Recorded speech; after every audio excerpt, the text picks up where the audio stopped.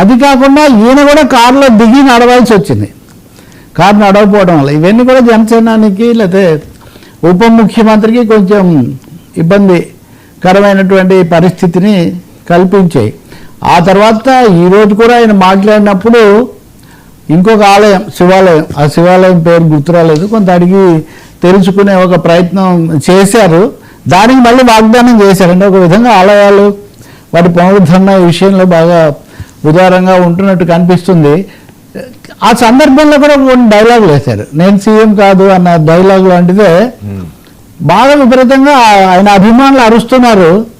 మీరు ఈ అభిమానం ఇది ఆగదు, ఈ అభిమానంతోనే నాకు వస్తుంది ఈ సమస్య.